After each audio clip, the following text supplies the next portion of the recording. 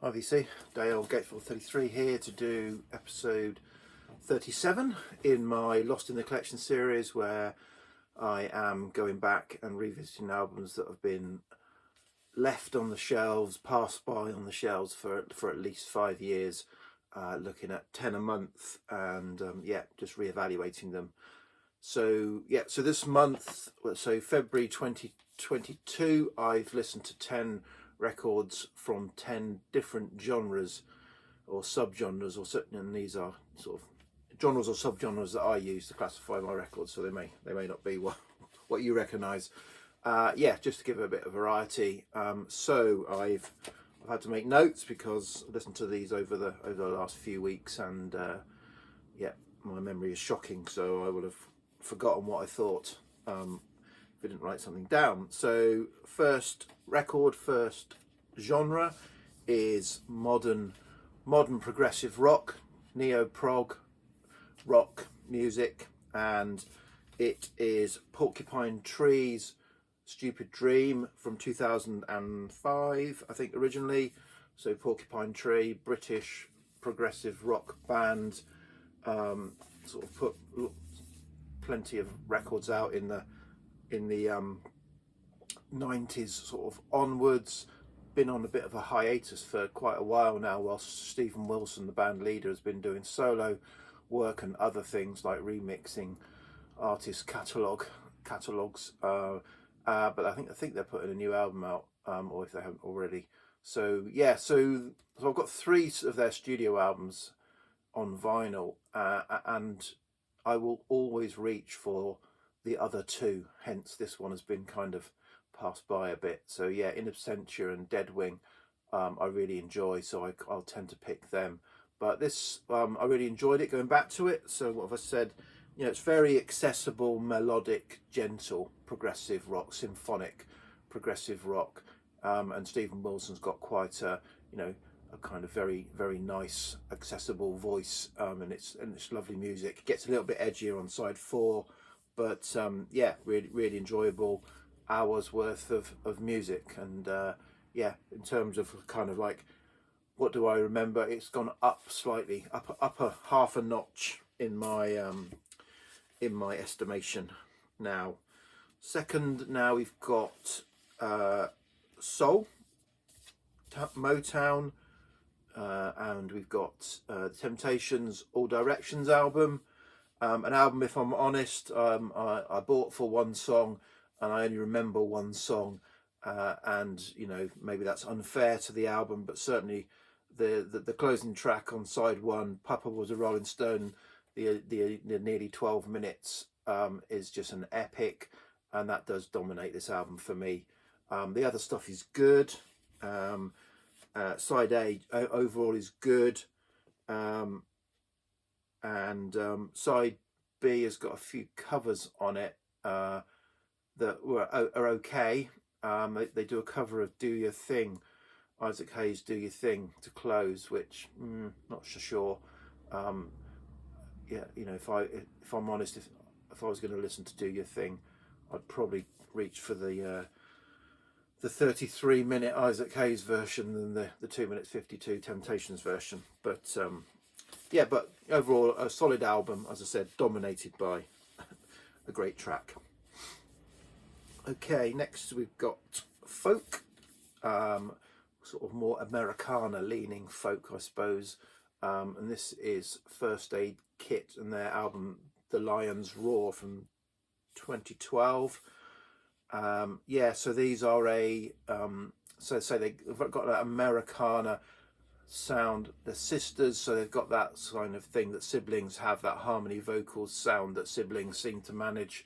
They're actually Swedish, and I became aware of them through, I must have read an article on them, and I did buy their initial EP in 2009 and their first album. This is the first and only album I've got of theirs on vinyl, and I haven't followed them since. I think the sound is fine. I didn't progress for me. I think I did listen to some of their subsequent albums and felt a bit samey to me. But they were very young when they started. Even though this is their sort of second full album, and they've been going for 3 or 4 years when they did this, but they were still only kind of 19 and 22, so they must have started at, I think, 15 or 16, one of them. So yeah, enjoyable, nice. I think the track Emmy Lou was perhaps quite popular, prominent at the time. Sort of that really demonstrates their harmony vocals. But yeah, enjoyable to go back to, but sort of it was as I remembered it. It didn't go up or down in my estimation. Next one is classic rock genre, Deep Purple's Burn. So for me, this is the last Deep Purple studio album I need, in my opinion. Yeah, so it says recorded 73. It might have come out 73 or 74. I can't remember. Yeah, so this is when Ian Gillan had left, and David Coverdale, Glenn Hughes had come in. So it's kind of moved to that kind of sharing the vocal duties. Still got the John Lord, Richie Blackmore kind of sound going on, but got a bit more of a blues rock feel, bluesy feel to it. You know, the title track Burn is really good. I think on side 2, the sort of boogie type blues song What's Going On Here, moving into the sort of epic ballad, 7.5 minute ballad Mistreated, is kind of the high point for me. I really enjoyed that. But as I said, this is where I finish with Deep Purple, and that may be a mistake, but it's my mistake. Okay, so next we're moving on to classic psych, and an album that's often held up as one of the kind of you know, forefathers of British psych. Certainly Traffic's Mr. Fantasy album.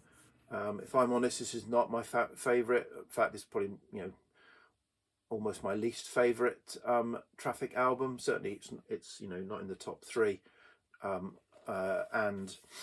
Yeah, I think they just hadn't quite found their groove on this, particularly side A. It's a little bit, to me, it's psych, but they've not quite nailed it. It's a little bit, you know, gets a little bit strange, a little bit silly, which you say, well, wasn't that what psych was supposed to do? But I'd say, yeah, but I think there are better examples of actually kind of owning it. Side B is a lot better. It gets a bit more heading towards the sound that I think they would develop on the next few albums. Although I say next few albums, but I know they did my favourite, or you know, co-favourite album, self-titled Next, and then there was all sorts of, you know, shenanigans, changes, and on all that. So much so that I felt I had to dig out my rock family trees and find the family tree for the Procol Traffic family tree, and just kind of follow what on earth went on with Traffic, who came and went, and these family trees are really great. Particularly, I think what's good is you know, they show the lineup changes, but they show what studio albums they were actually working on at the time that they changed around, and you can kind of follow that through and think, oh, I understand now why that album sounds a bit like that. So yeah, so that was just a interesting diversion. Well, interesting for me anyway. So next genre is jazz. The Traffic album was kind of as I remembered. It didn't go up or down in my estimation. It was just kind of like, yeah, I remember this. It's all right.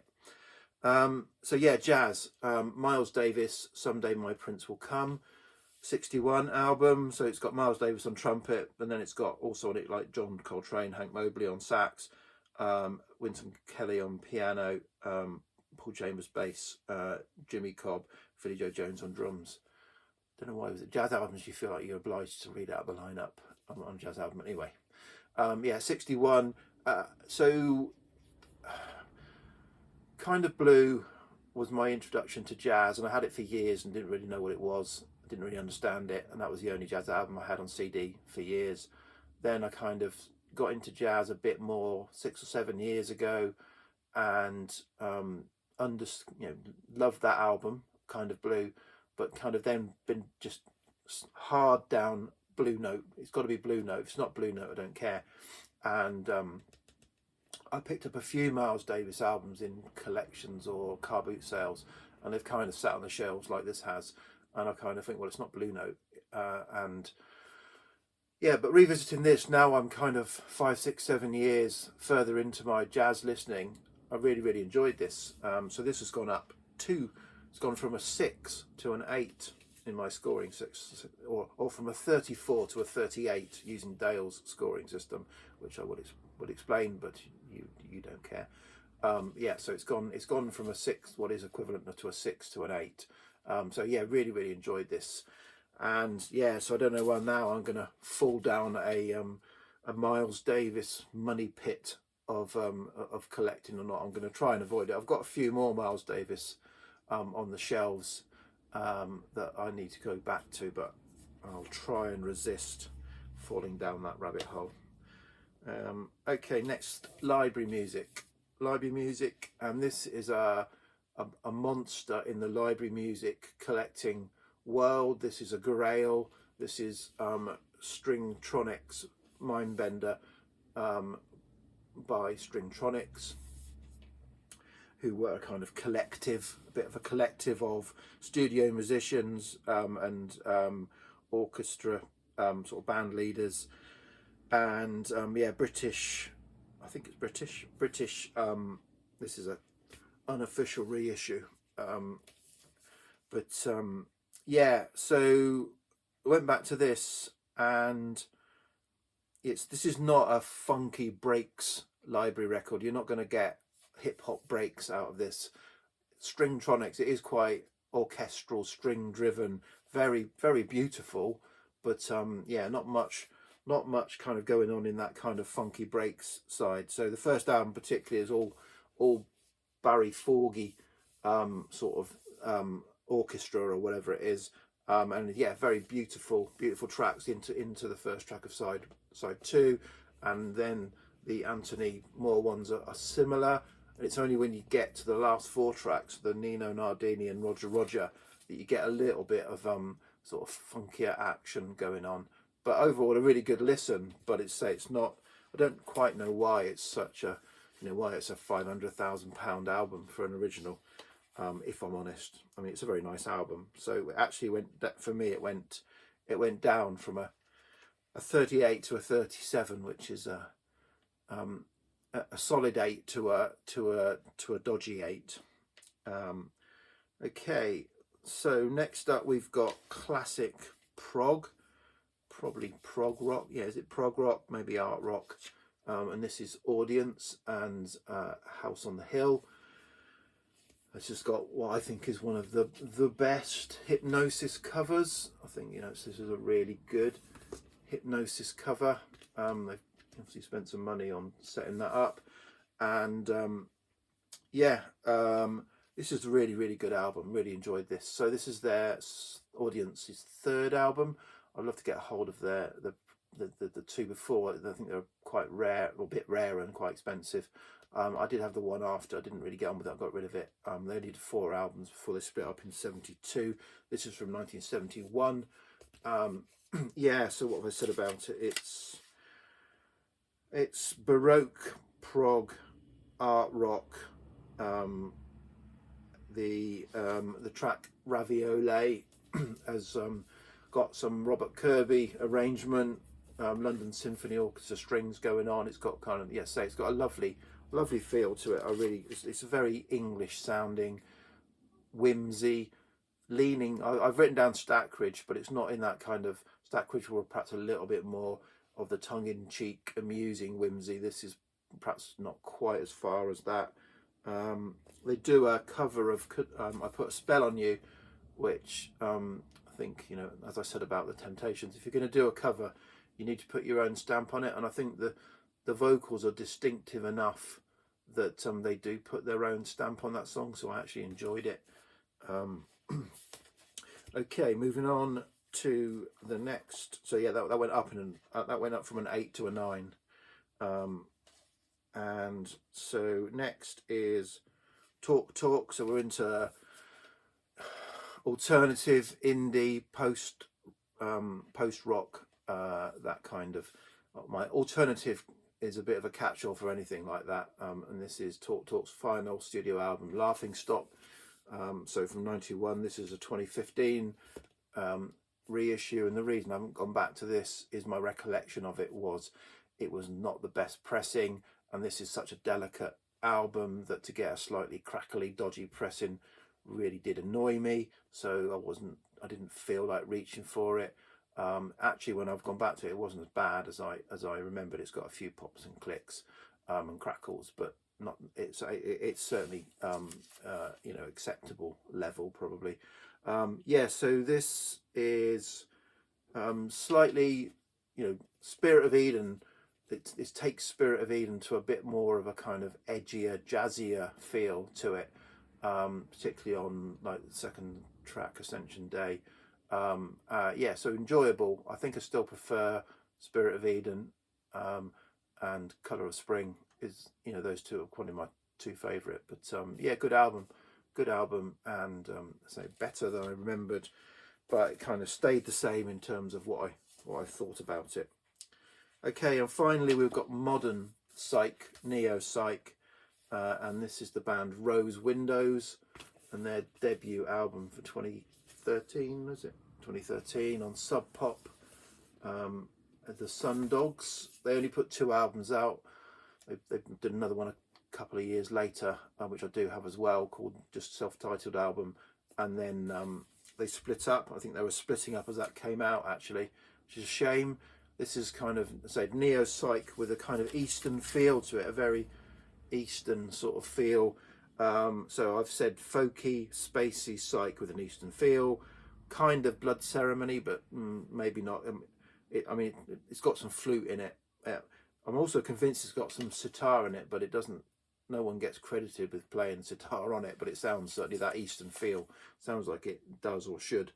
Yeah, the vocals are shared, mainly a female vocal, Rabia Shaheen Kazi, who yeah, has got a very lovely voice, quite distinctive voice, and from what I can see, she's done nothing since the band split up, which is a shame. Nothing I can see she's credited with anyway. So yeah, really good, really enjoyable. It closes with The Shroud, sort of nearly 10 minutes, kind of sort of epic, kind of yeah, sort of droney psyche feel, but yeah, really enjoyable. Again, this went up from an 8 to a 9 with me. So there you go, 10 records. Oops, 17, 18 minutes. Yeah, so it was interesting to pick different genres. I don't know what I'll do next month, something else to mix it up a bit. Okay, VC, cheers, bye.